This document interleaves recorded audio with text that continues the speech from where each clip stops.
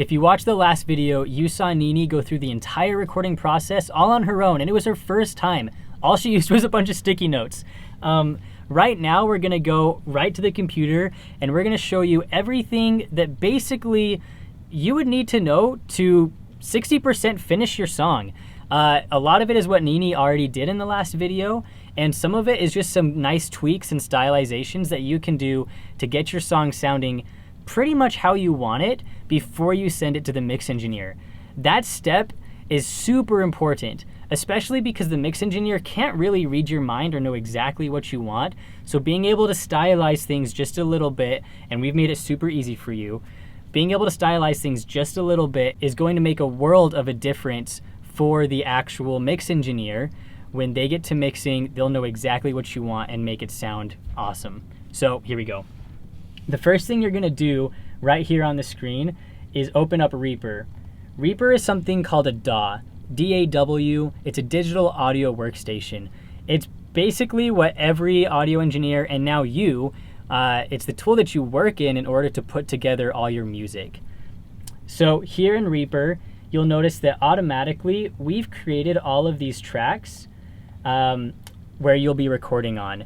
Tracks are essentially just these square boxes here that are specifically where all of your audio will lay in. I'll show you exactly what that means in a second here. We have one track named beat or instrumental, and then a folder with tracks called main vocals, vocals 2 that you can rename, and vocals 3 that you can rename. And each one of these vocal tracks have different presets, or in other words, settings that we've preset up for you to sound good. If you are in a band or some other style where you're not using an instrumental and a vocal track, then the audio engineer that does your setup session with you will actually show you exactly what you need to do to load in the band template. But we won't necessarily cover that in this video, as everyone's gonna get a setup session anyway, where we show you exactly what is gonna work best for you. This is just an overview. So here in the beat or instrumental track, we're gonna go ahead and hit insert on the keyboard, and we're going to pull up a beat or an instrumental.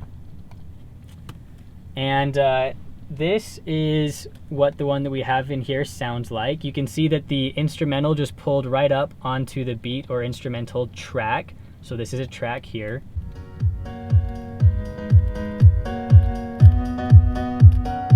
So this is this instrumental. Now you can notice here that there is a volume meter that is actually going up and down as I talk. That's because from the second that you open up the project, this main vocals track is already pre-armed. And what armed means is it's just ready to record. So there's a microphone behind me over yonder that's already recording, ready to go, ready for me to just lay down my vocals. And that's that volume meter there picking it up. So if I were to press record here, which I'm gonna do by just hitting Control-R, you'll see that this vocal track, or what the microphone is picking up, is just being laid right in here. And of course, I'm not anywhere near the mic, so it's not picking up my voice very well. And you can drag around your track anywhere that you'd like, although obviously if you record it on time, you probably don't want to move it around very much. So in order to stylize and kind of get things pretty much how you want it before you send it to the mix engineer, you're just going to click on this FX button right here. And this will open up the settings or the plugins that we've already pre-set up for you. I'm not going to go into detail about what all of these do or what all of them mean, but I am going to show you some other presets that we've pre-built for you that will help you get closer to what you want. So if you're not really feeling the sound of what your vocals sound like with these plugins, you'll open up the effects, highlight all of these, hit delete on the keyboard, go to effects, hit add effects chain. There's this FX presets, and then we have different presets for different instruments and also for vocals. Here in vocals, you'll see we have a huge list here, and we're actually adding more to this list almost every week. different presets that you might use for different artists or different type of genres so that you can always get to pretty close to what you want. Here, I'm just gonna click lead vocals singing.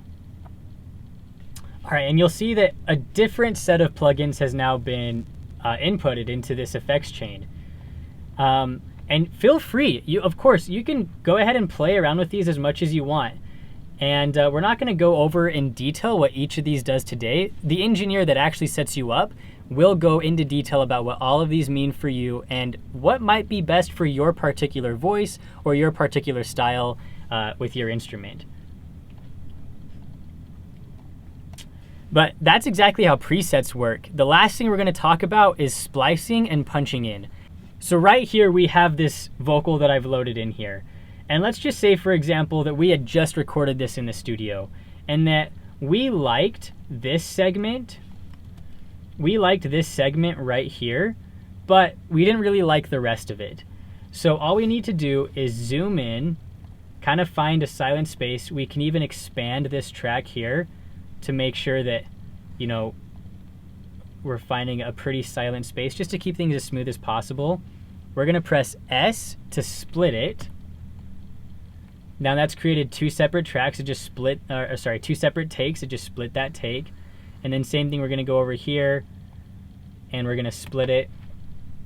And now we could delete. I'm just gonna hit delete on the keyboard as I highlight each sides of this.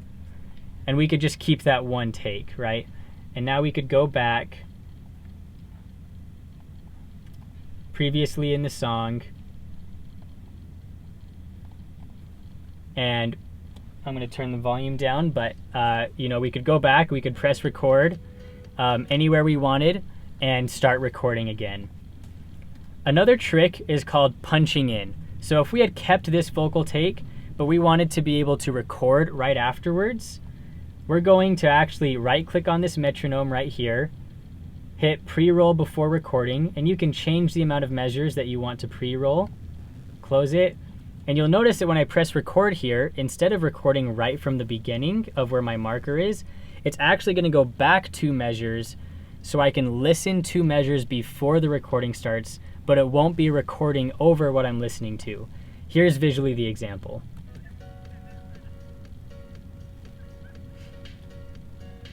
And you can see it did not record over the take, but it did play it back for us, and now it's recording this new take. So that's really all you need to know. That's splicing, punching in, and stylizing. We've built it to be extremely simple, so you really only need to know those 3 tools. Everything else are things that we will specifically coach you on based on your specific needs. But really, that's all that it is. In the next video, we're gonna talk exactly about how all the hardware in the studio works so that you'll know exactly how to use it when you hop in. I'll see you there.